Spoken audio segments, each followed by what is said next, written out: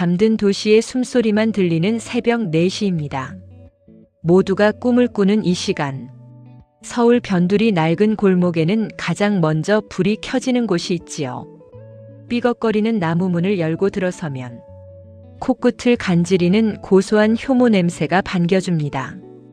70평생을 이 길만 걸어온 박수철 옹입니다. 그의 손은 마치 오래된 고목나무 뿌리 같습니다. 마디마디 굵게 붉어진 손가락, 손톱 밑까지 박힌 하얀 밀가루 가루. 그는 오늘도 아무 말 없이 반죽을 치댑니다. 퍽퍽 일정하게 들리는 이 소리는 그에게는 세상에서 가장 경건한 기도 소리입니다. 이제 시작이구먼. 그가 혼잣말을 내뱉으며 이마에 땀을 닦습니다. 그의 눈빛은 무뚝뚝해 보이지만 반죽을 만지는 손길만큼은 갓난아이를 다루듯 조심스럽습니다. 빵집 문 앞에는 작은 나무 의자가 하나 놓여 있습니다. 그 위에는 갓 구워낸 김이 모락모락 나는 단팥빵 몇 개가 담긴 바구니가 있지요. 그 옆에 삐뚤빼뚤하게 적힌 낡은 팻말 하나. 배고픈 분들은 그냥 가져가셔도 됩니다. 요즘 같은 세상에 참 보기 드문 광경입니다. 지나가던 사람들은 걸음을 멈추고 수군거립니다. 이거 먹어도 되는 건가? 유통기한 지난 거 아니야? 요즘 세상에 공짜가 어디 있어. 다 상술이지. 정장에 넥타이를 맨 젊은 회사원이 차가운 눈길을 보냅니다. 그는 빵집 안을 흘깃 보더니 혀를 끌짭니다. 세상은 더 이상 순수한 호의를 믿지 않는 모양입니다. 오히려 의심의 눈초리로 그를 바라보지요. 하지만 수철옹은 밖의 시선엔 관심이 없습니다. 오직 오븐 속에서 노릇하게 익어가는 빵의 색깔만 살필 뿐입니다. 그는 알고 있습니다. 이 빵 한 조각이 누군가에게는 마지막 생명줄일 수 있다는 사실을요. 정적이 흐르던 빵집 안으로 거친 발소리가 들려옵니다. 한 중년 여성이 환한 얼굴로 문을 박차고 들어옵니다. 그녀의 손에는 반쯤 먹다 남은 단팥빵이 들려 있습니다. 이봐요, 주인장. 수철옹이 놀란 눈으로 그녀를 바라봅니다. 우리 애가 밖에서 이걸 가져왔다는데 이게 뭡니까? 그녀는 빵을 매대에 팽개치며 소리를 지릅니다. 우리 애가 거지예요? 왜 애한테 이런 걸 먹여서 기를 죽여요? 수철옹은 당황한 기색이 역력합니다. 그저 배고플까봐 내어놓은 것입니다만. 동정하지 마세요. 이런 푼돈도 안 되는 빵으로 사람 무시하는 것도 유세입니까? 여자의 날카로운 목소리가 좁은 가게 안을 가득 채웁니다. 옆에서 보고 있던 아내 순자 씨가 조심스레 입을 엽니다. 저희는 그저 좋은 마음으로. 좋은 마음? 당신들 욕심 채우려고 착한 척하는 거 다 알아요. 여자는 바닥에 침을 뱉듯 말을 내뱉고는 나가버립니다. 수철옹은 아무 말 없이 바닥에 떨어진 빵 조각을 줍습니다. 그의 손이 미세하게 떨리고 있습니다. 폭풍 같은 소란이 지나간 자리. 가게 안에는 다시 무거운 정적이 찾아옵니다. 순자 씨가 수철옹의 어깨를 조용히 다독입니다. 임자, 이제 그만할 때도 되지 않았소? 매번 이런 대접이나 받고. 수철옹은 대답 대신 낡은 서랍 깊숙한 곳에서 무언가를 꺼냅니다. 그것은 가죽이 다해진 낡은 장부 한 권입니다. 거기엔 이름도 금액도 적혀 있지 않습니다. 그저 날짜와 함께 작게 그려진 동그라미들만 가득합니다. 그 동그라미 하나가 누군가의 한 끼였고 누군가의 눈물을 닦아준 시간이었겠지요. 그는 30년 동안 이 일을 멈추지 않았습니다. 주변 사람들은 그를 미련한 노인네라고 부릅니다. 심지어 가족들조차 이제는 그만하라며 혀를 내두릅니다. 하지만 그는 오늘 새벽에도 다시 밀가루를 만질 것입니다. 도대체 무엇이 이 노인을 30년 동안 침묵하게 만든 것일까요? 그가 지키고자 하는 그 존엄성의 정체는 무엇일까요? 밀가루 가루 묻은 그의 거친 손끝에 우리가 잊고 살았던 소중한 비밀이 숨겨져 있습니다. 명장의 낡은 장부 속 첫 번째 동그라미가 그려진 그날엔 무슨 일이 있었던 걸까요? 시간을 거슬러 올라가 봅니다. 검정 고무신이 귀하던 시절이었지요. 16소년 수철의 세상은 온통 잿빛이었습니다. 부모님을 일찍 여의고 홀로 남겨진 소년. 배고픔은 그림자처럼 늘 그를 따라다녔습니다. 우물물에 설탕 한 스푼 타서 마시는 게 유일한 호사였죠. 어느 추운 겨울날이었습니다. 서울의 한 시장통 빵집 앞에서 소년은 멈춰 섰습니다. 유리창 너머로 보이는 노란 찐빵, 모락모락 피어오르는 하얀 김, 그 달콤하고 고소한 향기가 소년의 심장을 때렸습니다. 돈 한 푼 없던 소년은 그저 바라만 보았습니다. 저 빵 하나면 죽어도 원이 없겠다. 소년은 마른 침을 삼키며 차가운 유리창에 손을 댔습니다. 그날 소년이 본 것은 빵이 아니었습니다. 그것은 가난에서 벗어나고 싶은 간절한 희망이었습니다. 빵집 뒷방에서의 생활은 혹독했습니다. 새벽 2시면 어김없이 얼음물로 세수를 했지요. 스승님은 지독하리만큼 엄격한 분이었습니다. 조금이라도 반죽의 온도가 맞지 않으면 불호령이 떨어졌습니다. 빵은 머리가 아니라 손끝으로 만드는 거다. 스승님은 수철의 덜덜 떠는 손등을 밀대로 내리쳤습니다. 눈물이 쏙 빠질 만큼 아팠지만 울지 않았습니다. 수철은 매일 밤 잠든 손을 주무르며 다짐했습니다. 반드시 이 기술을 내 것으로 만들겠다고 말이죠. 여름엔 화덕 열기에 피부가 벌겋게 익었습니다. 겨울엔 찬물에 손마디가 갈라져 피가 맺혔습니다. 하지만 수철은 그 상처를 훈장처럼 여겼습니다. 남들이 연애하고 영화 볼 때 그는 밀가루 포대를 맸습니다. 청춘의 향기 대신 효모의 시큼한 냄새가 몸에 배었습니다. 어느덧 수철의 손은 거칠고 단단한 명장의 손으로 변해갔습니다. 마침내 수철의 이름으로 된 작은 간판을 달았습니다. 그의 아내 순자 씨와 함께 밤새 닦아 만든 가게였습니다. 첫 손님이 빵을 한 입 베어 물고 웃던 그 순간, 수철은 세상을 다 가진 기분이었습니다. 그런데 행복은 그리 길지 않았습니다. 소문을 듣고 찾아온 인근 대형 제과점 사장이었습니다. 그는 비단 정장을 입고 가게를 둘러보더니 코를 막았습니다. 이보시오, 박씨. 이런 구질구질한 동네 빵집이 우리 앞길을 막아서야 되겠어? 그는 수철이 정성껏 구운 빵을 집게로 집어 던졌습니다. 싸구려 밀가루 냄새가 진동을 하는구먼. 주변에 돈 많은 상인들도 거들었습니다. 시장 바닥 흐리지 말고 당장 장사 접어. 수철은 바닥에 짓밟힌 빵을 보며 주먹을 꽉 쥐었습니다. 분노가 치밀어 올랐지만 그는 고개를 숙였습니다. 그들은 돈으로 수철의 자부심을 짓밟으려 했습니다.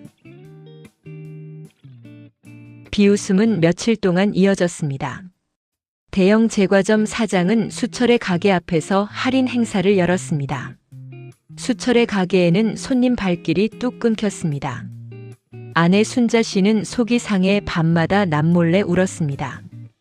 임자, 우리 그냥 이사 가면 안 될까요? 수철은 조용히 낡은 앞치마를 고쳐 메었습니다. 그리고는 가장 좋은 밀가루를 아낌없이 꺼냈습니다. 설탕 대신 꿀을 넣고 정성을 다해 반죽을 쳤습니다. 그는 비싼 가격을 매기는 대신 가격표를 아예 치워버렸습니다.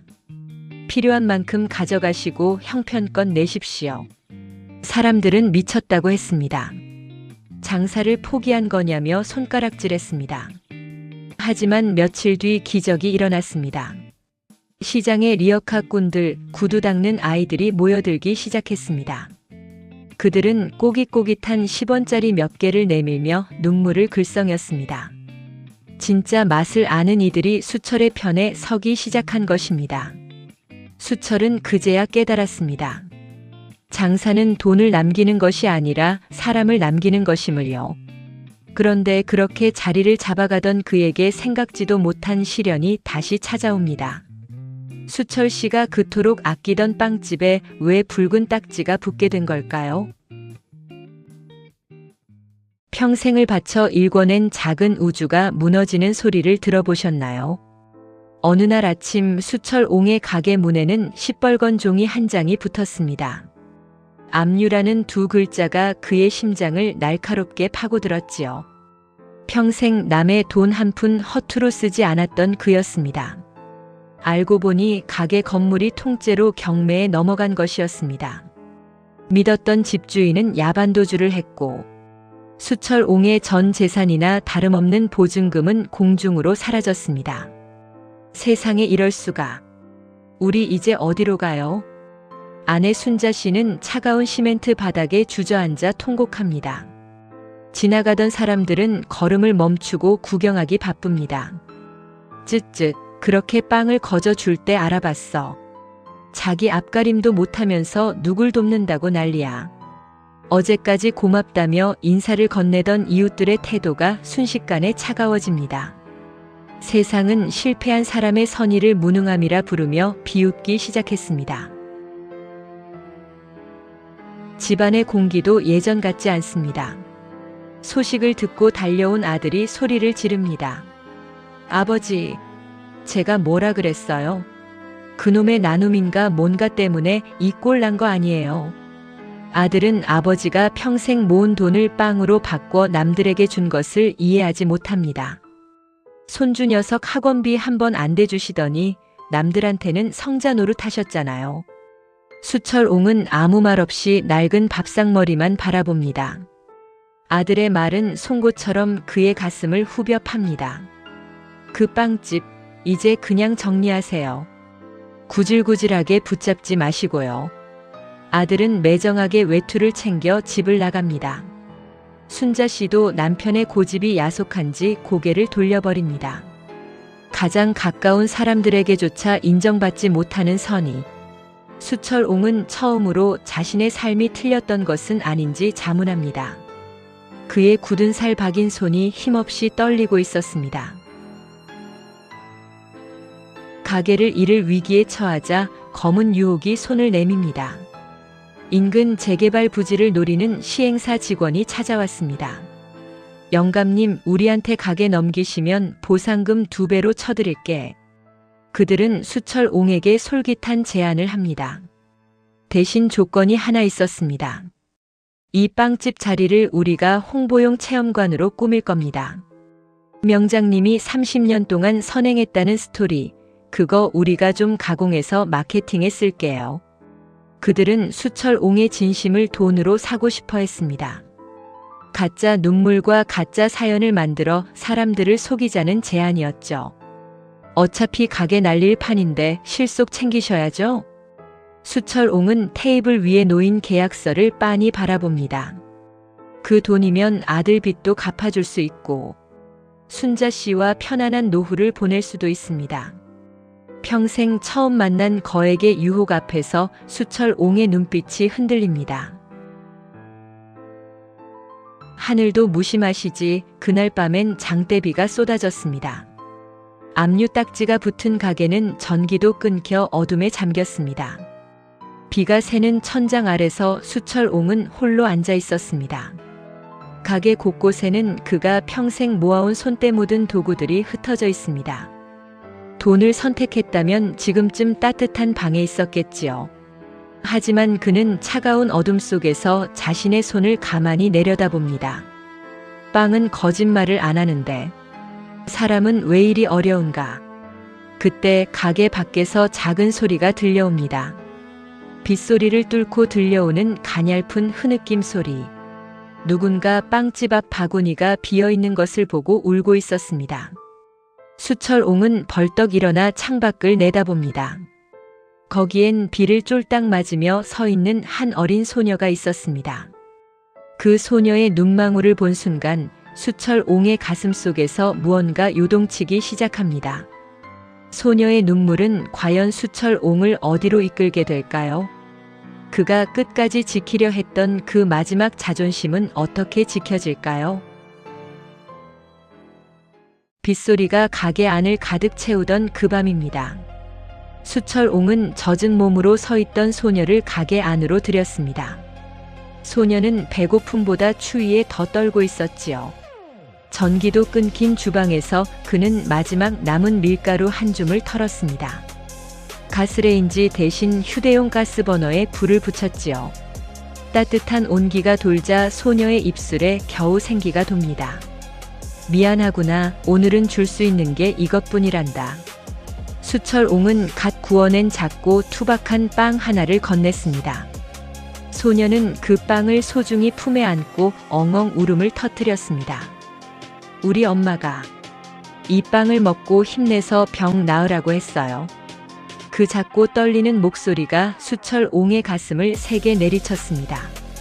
그는 소녀의 머리를 쓰다듬으며 결심했습니다. 자본의 유혹도 자식의 원망도 이 눈물보다 중요하지 않다는 것을요. 다음 날 아침 가게를 철거하려는 용역들과 기자들이 들이닥쳤습니다. 그들은 수철옹을 탈세와 편법을 저지른 가짜 성자로 몰아세우려 했지요. 한 젊은 기자가 수철옹의 서랍을 뒤지다 낡은 장부를 발견했습니다. 드디어 증거를 찾았군요. 숨겨둔 비자금 장부입니까? 기자는 의기양양하게 장부를 펼쳐 사람들에게 보여주었습니다. 하지만 장부를 넘기던 사람들의 입이 딱 벌어졌습니다. 거기엔 얼마를 벌었다는 숫자가 단 한 줄도 없었습니다. 대신 1996년 5월 노란 나비 넥타이를 맨 아이, 2005년 10월 손자가 아프다던 할머니, 날짜 옆엔 수철옹이 서툰 솜씨로 그려넣은 그들의 얼굴이 있었습니다. 이게 뭐야? 돈 계산이 하나도 없잖아. 장부의 마지막 페이지에는 수철옹의 떨리는 글씨가 적혀 있었습니다. 오늘 한 아이가 웃었다. 내 빵값은 그걸로 충분하다. 분위기가 묘하게 흐르던 그때 검은색 세단 한 대가 가게 앞에 멈췄습니다. 세련된 코트를 입은 중년의 신사가 내렸지요. 그는 사람들을 헤치고 들어와 수철옹 앞에 섰습니다. 선생님, 저를 기억하시겠습니까? 수철옹은 눈을 가늘게 뜨고 그를 바라보았습니다. 신사는 30년 전 수철옹이 시장 구석에서 빵을 건네주던 그 소년이었습니다. 부모님을 잃고 죽으려던 제 입에 빵을 넣어주셨던 분입니다. 그때 선생님이 그러셨죠. 빵 먹고 힘내서 나중에 너 같은 사람 하나만 도와주라고. 그는 현재 국내에서 손꼽히는 건설사의 대표가 되어 있었습니다. 신사는 수철옹의 거친 손을 두 손으로 꼭 잡았습니다. 이 가게 제가 사겠습니다. 그리고 여기를 대한민국에서 가장 따뜻한 박물관으로 만들 겁니다. 주변을 에워쌌던 투기꾼들과 비난하던 이웃들은 고개를 숙였습니다. 돈이 최고라고 믿었던 세상의 논리가 무너지는 순간이었습니다. 가게 밖에서는 더 놀라운 광경이 펼쳐졌습니다. 수철옹에게 빵을 얻어먹었던 수많은 이웃이 나타난 것입니다. 누구는 밀가루 한 포대를, 누구는 손수건에 싼 꼬깃꼬깃한 현금을 들고 왔습니다. 우리 아이 키워주신 빵입니다. 제발 문 닫지 마세요. 그들은 수철옹이 30년 동안 뿌린 씨앗들이었습니다. 돈으로 환산할 수 없는 거대한 마음의 빚이 파도처럼 밀려왔습니다. 수철옹은 쏟아지는 눈물을 참지 못했습니다. 아들도 아내 순자 씨도 그 광경을 보며 소리 없이 울었습니다. 선의는 결코 사라지는 것이 아니었습니다. 그것은 누군가의 가슴 속에 고여 있다가 가장 추운 날 강물이 되어 돌아왔습니다. 수철옹은 이제야 비로소 평생의 짐을 내려놓은 듯 미소 지었습니다. 그의 빵집은 더 이상 낡고 초라한 곳이 아니었습니다. 그곳은 절망 끝에 서 있던 사람들을 다시 살게 한 성소였습니다. 이제 명장의 마지막 인사가 시작됩니다. 수철옹이 우리 시대를 살아가는 젊은이들에게 꼭 전하고 싶었던 한마디는 무엇이었을까요? 모든 폭풍이 지나가고 다시 새벽이 찾아왔습니다. 어둠뿐이었던 빵집에 다시 환한 불이 켜졌지요. 하지만 예전과는 조금 다른 공기가 흐릅니다. 수철옹의 어깨를 짓누르던 무거운 짐이 사라진 자리엔 깊은 평온함과 은은한 미소가 머물고 있습니다. 오븐 안에서 부풀어 오르는 빵들은 마치 명장의 지난 세월을 위로하듯 향기로운 숨을 내뱉습니다. 이제 수철옹은 혼자가 아닙니다.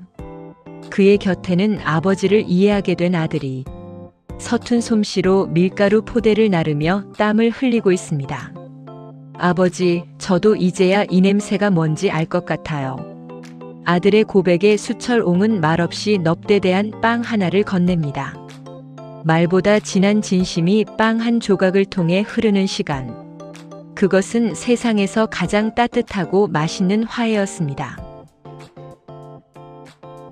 빵집 옆 작은 공간에는 새로운 쉼터가 생겼습니다. 중년의 신사가 된 소년이 기부한 나눔의 식탁이지요.